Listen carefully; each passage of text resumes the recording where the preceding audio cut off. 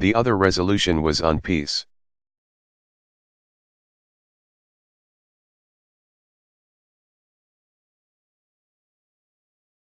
We believed then, and many of us believe today, notwithstanding all the discussion that is going on.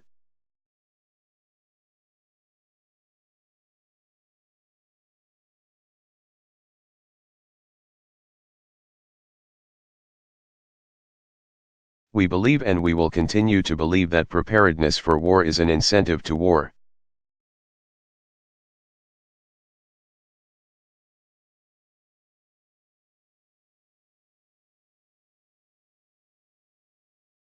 And the only hope of permanent peace is the systematic and scientific disarmament of all the nations of the world.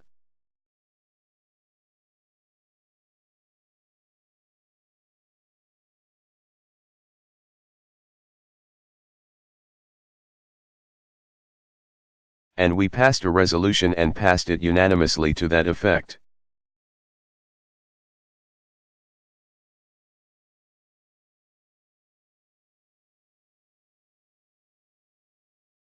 A few days afterward I attended a large reception given by the American ambassador.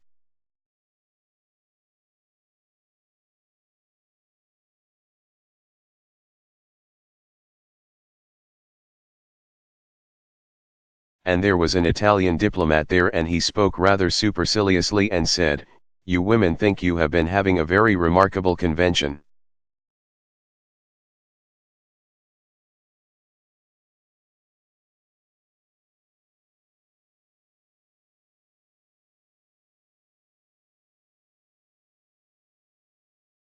And I understand that a resolution on peace was offered by the Germans."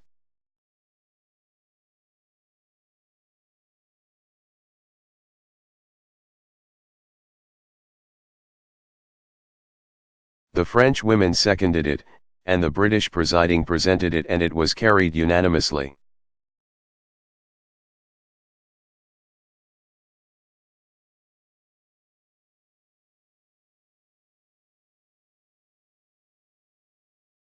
We none of us dreamed what was taking place at that time, but he knew, and we learned it before we arrived home.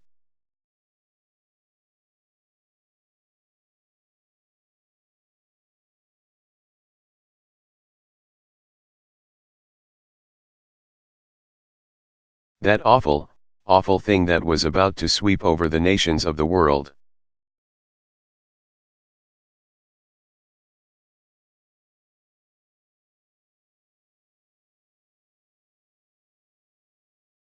The American ambassador replied to the Italian diplomat and said, "Yes, Prince, it was a remarkable convention."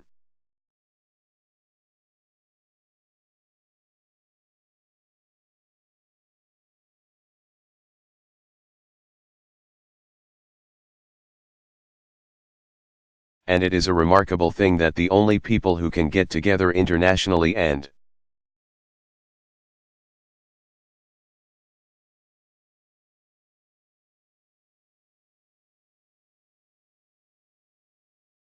discuss their various problems without acrimony and without a sword at their side are the women of the world.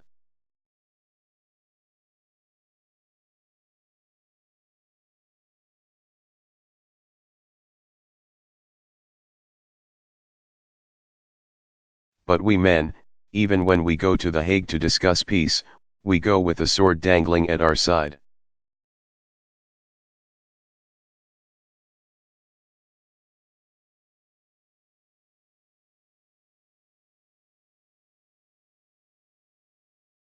It is remarkable that even at this age,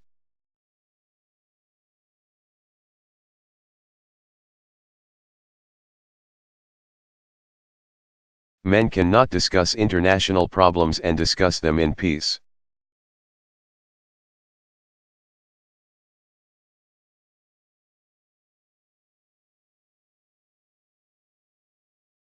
When I turned away from that place up in North Dakota, that man in the crowd called out again.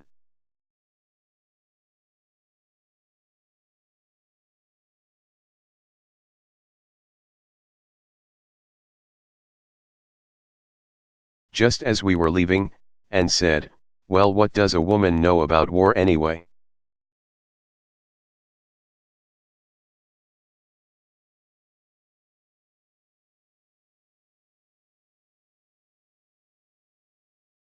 I had read my paper that morning and I knew what the awful headline was.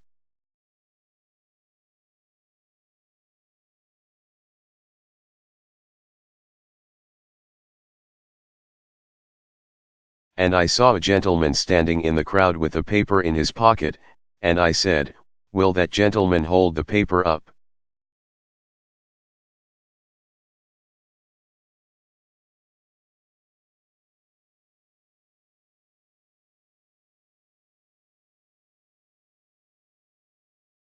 And he held it up, and the headline read, 250,000 men killed since the war began.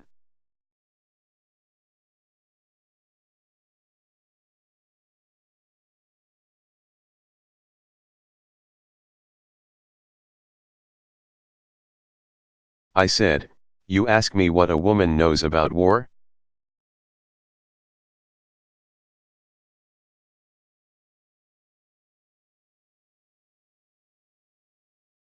No woman can read that line and comprehend the awful horror. No woman knows the significance of 250,000 dead men.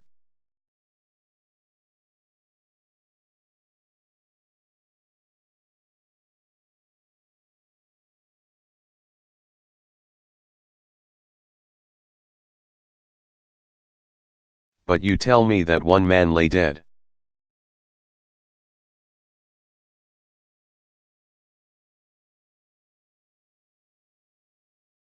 And I might be able to tell you something of its awful meaning to one woman.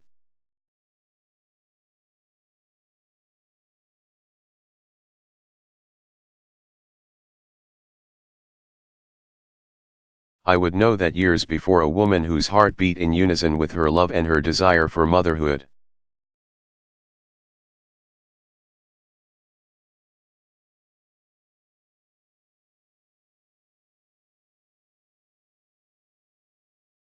Walked day by day with her face to an open grave, with courage, which no man has ever surpassed.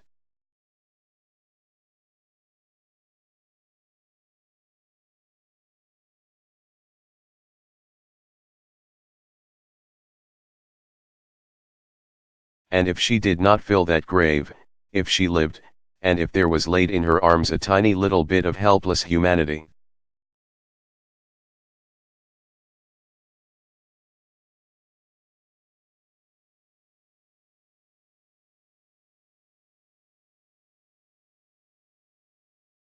I would know that there went out from her soul such a cry of thankfulness as none save a mother could know.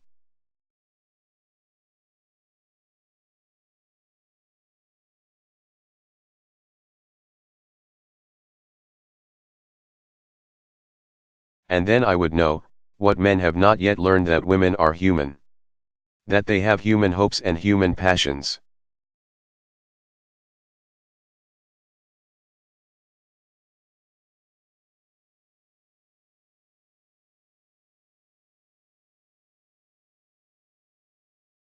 Aspirations and desires as men have, and I would know that that mother had laid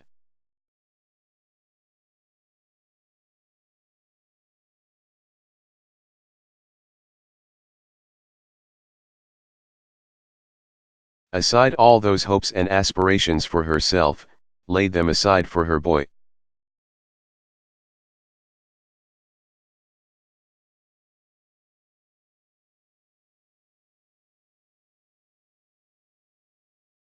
And if after years had passed by she forgot her nights of sleeplessness and her days of fatiguing toil in her care of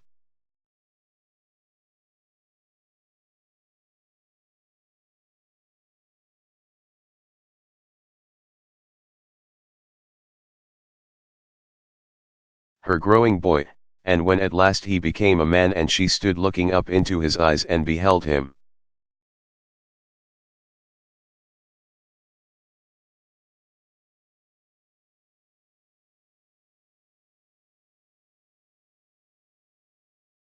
bone of her bone and flesh of her flesh, for out of her woman's life she had carved 20 beautiful years.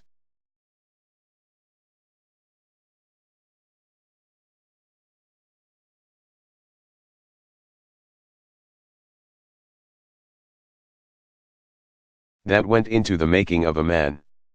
And there he stands.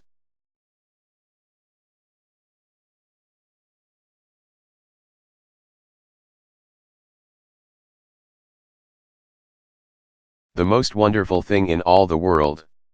For in all the universe of God there is nothing more sublimely wonderful than a strong-limbed,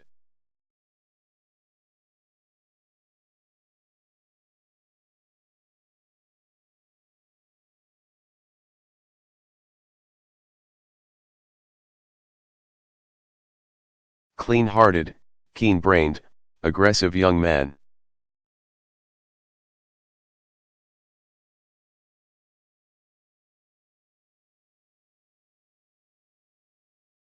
Standing as he does on the border line of life, ready to reach out and grapple with its problems.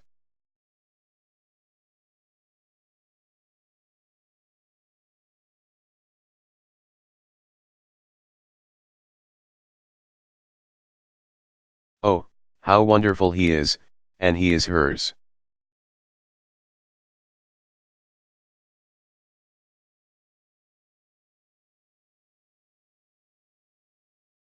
She gave her life for him, and in an hour this country calls him out and in an hour he lies dead.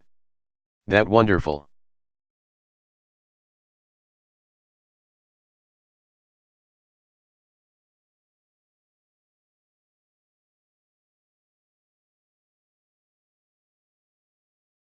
Wonderful thing lies dead.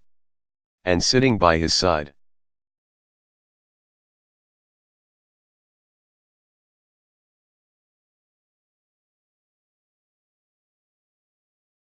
That mother looking into the dark years to come knows that when her son died her life's hope died with him.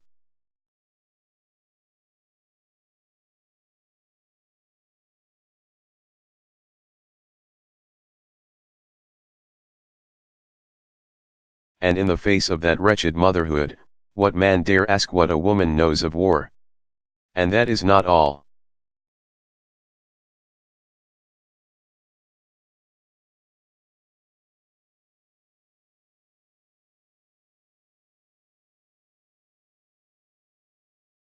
Read your papers, you cannot read it because it is not printable.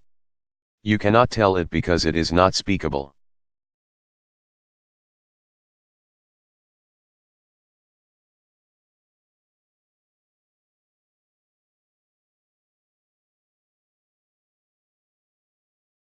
You cannot even think it because it is not thinkable.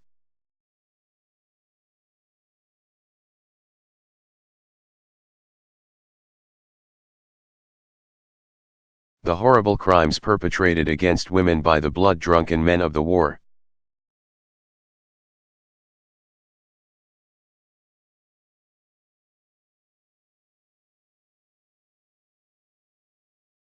You read your paper again and the second headlines read, it costs $20 million a day, for what?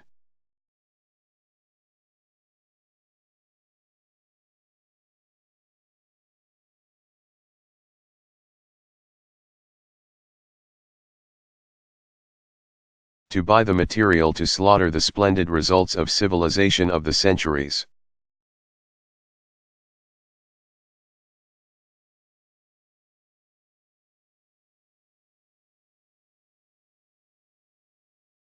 Men whom it has taken centuries to build up and make into great scientific forces of brain.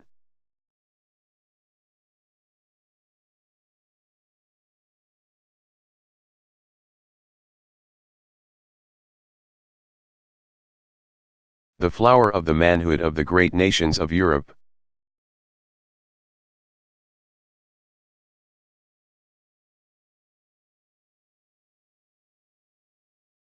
And we spend $20 million a day to blot out all the results of civilization of hundreds and hundreds of years. And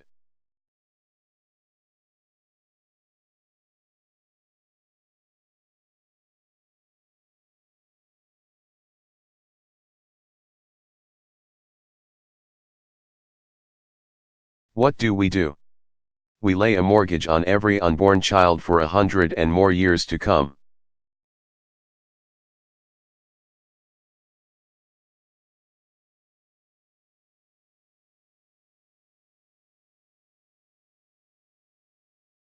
Mortgage his brain, his brawn, and every pulse of his heart in order to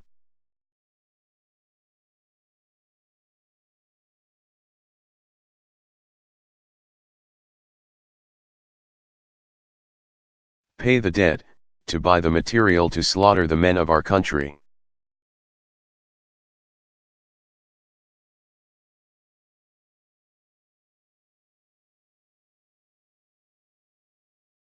And that is not all, the greatest crime of war is the crime against the unborn.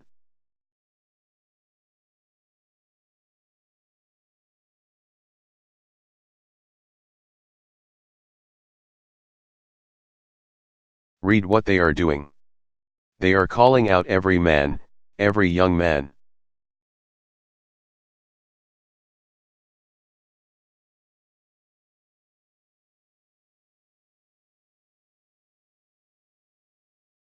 And every virile man from 17 to 45 or 50 years old. They are calling them out.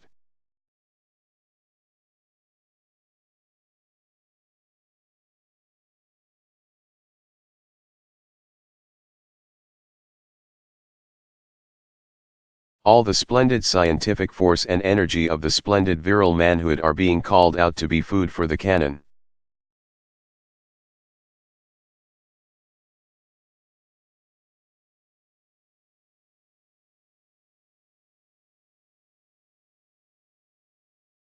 And they are leaving behind the degenerate, defective imbecile.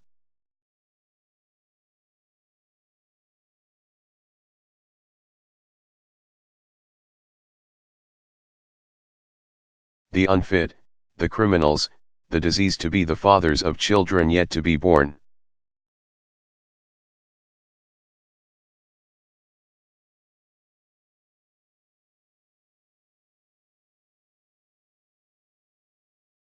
The crime of crimes of the war is the crime against the unborn children.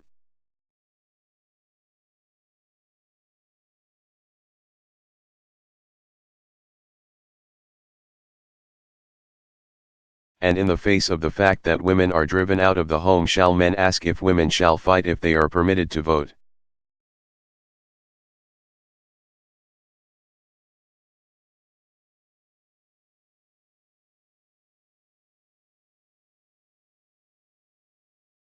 No, we women do not want the ballot in order that we may fight.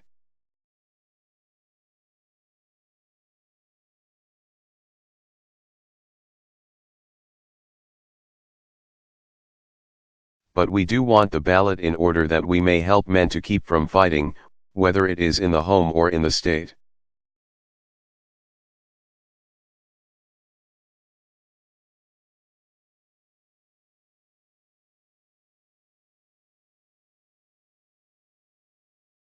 Just as the home is not without the man, so the state is not without the woman.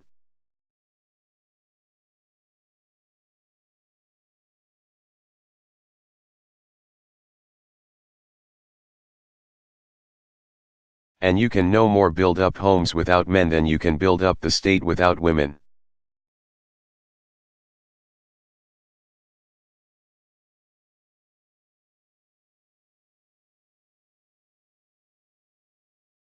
We are needed everywhere where human problems are to be solved.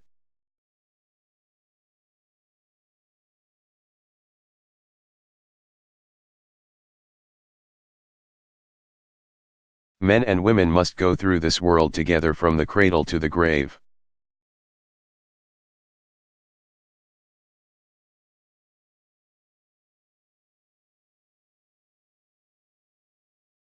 It is God's way and the fundamental principle of a republican form of government.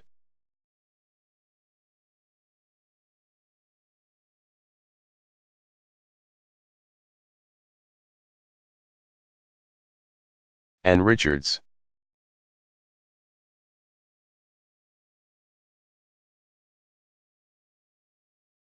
Democratic National Convention Keynote Address.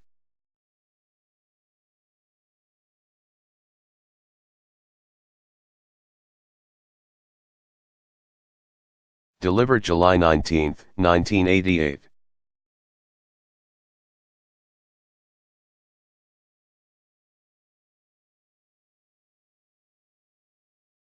Thank you.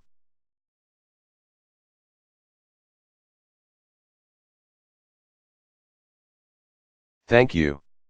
Thank you, very much.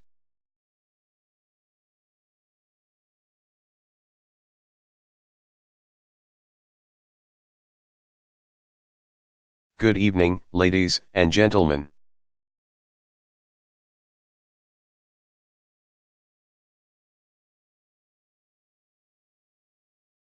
Buenas noches, mis amigos.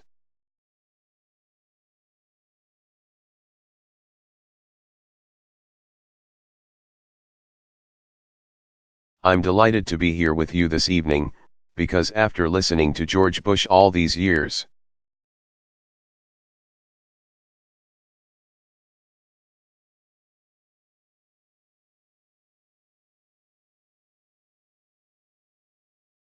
'I figured you needed to know what a real Texas accent sounds like.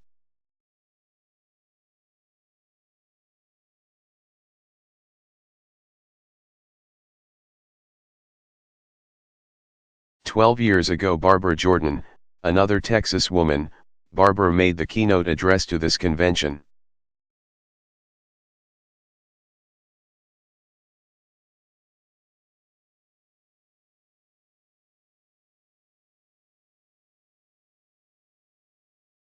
And 2 women in 160 years is about par for the course.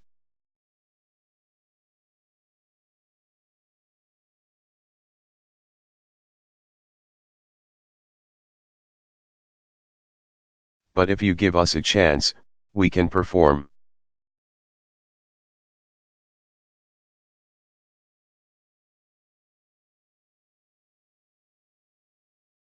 After all, Ginger Rogers did everything that Fred Astaire did.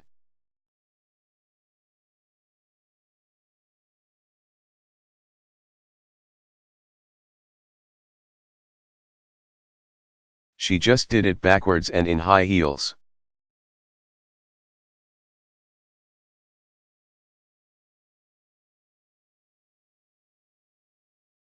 I want to announce to this nation that in a little more than 100 days,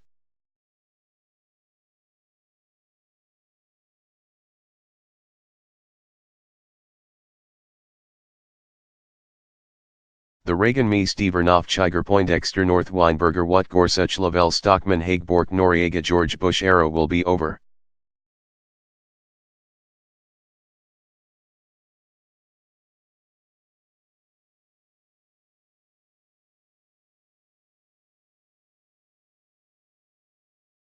You know, tonight I feel a little like I did when I played basketball in the 8th grade.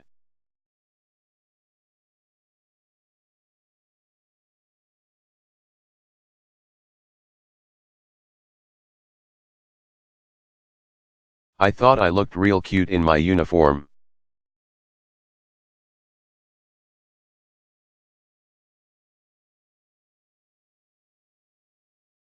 And then I heard a boy yell from the bleachers, "Make that basket, bird legs."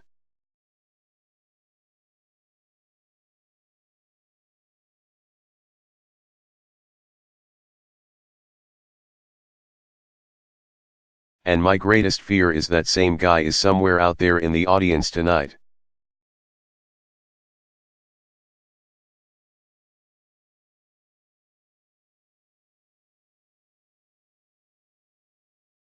And he's going to cut me down to size.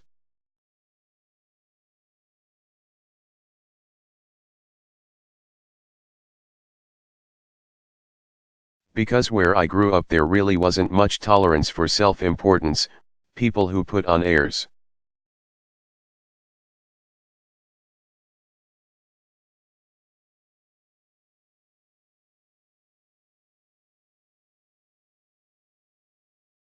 I was born during the Depression in a little community just outside Waco.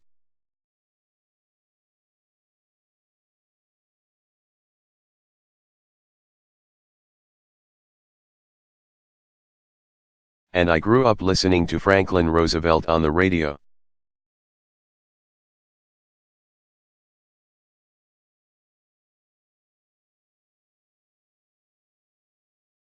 Well, it was back then that I came to understand the small truths and the hardships that bind neighbors together.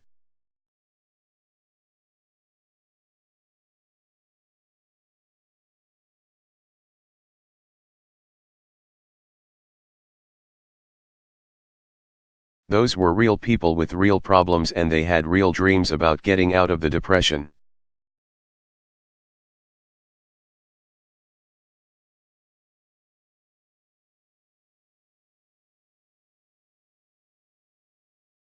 I can remember summer nights when we'd put down what we called the Baptist pallet.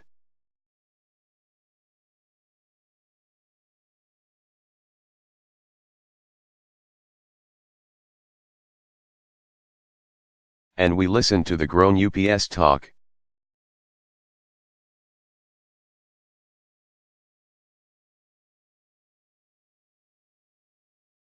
I can still hear the sound of the dominoes clicking on the marble slab my daddy had found for a tabletop.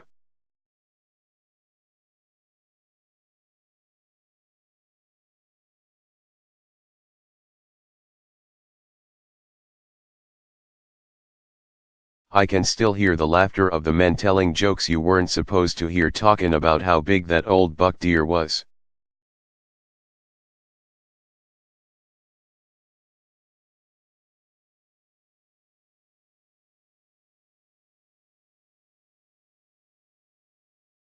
Logan about mama putting Clorox in the well when the frog fell in.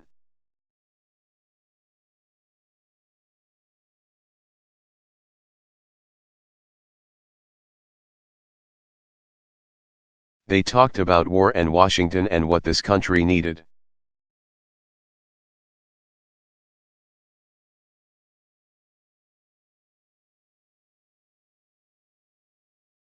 They talked straight talk.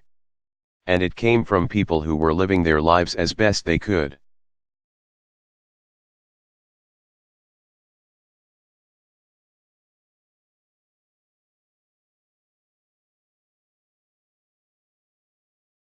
And that's what we're gonna do tonight.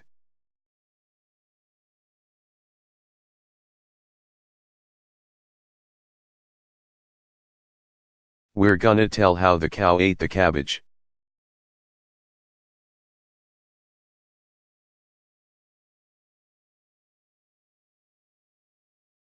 I got a letter last week from a young mother in Lorena, Texas, and I wanna read part of it to you.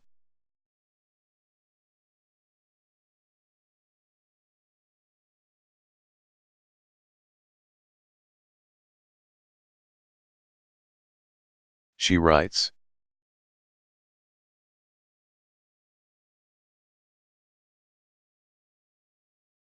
"Our worries go from payday to payday, just like millions of others.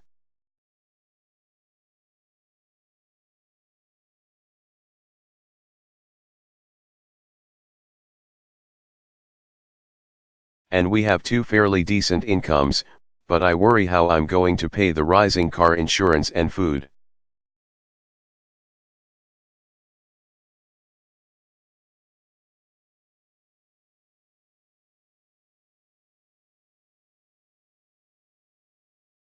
I pray my kids don't have a growth spurt from August to December, so I don't have to buy new jeans.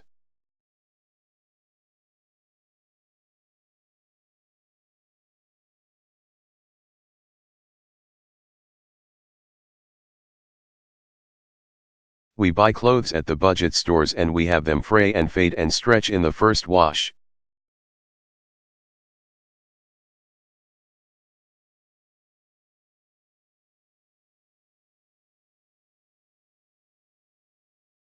We ponder and try to figure out how we're gonna pay for college and braces and tennis shoes.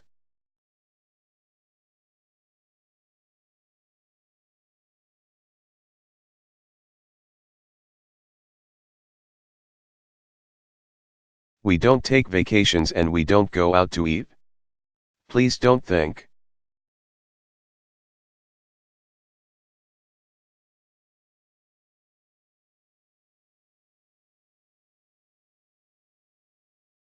Me ungrateful. We have jobs and a nice place to live, and we're healthy.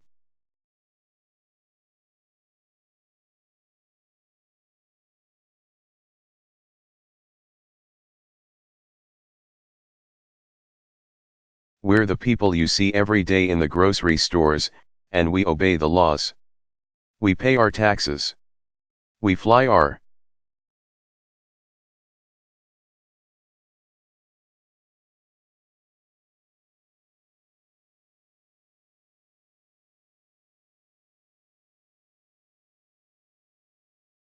Flags on holidays and we plod along trying to make it better for ourselves and our children and our parents. We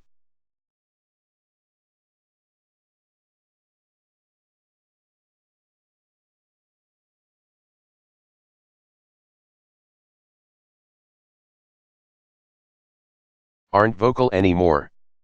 I think maybe we're too tired. I believe that people like us are forgotten in America.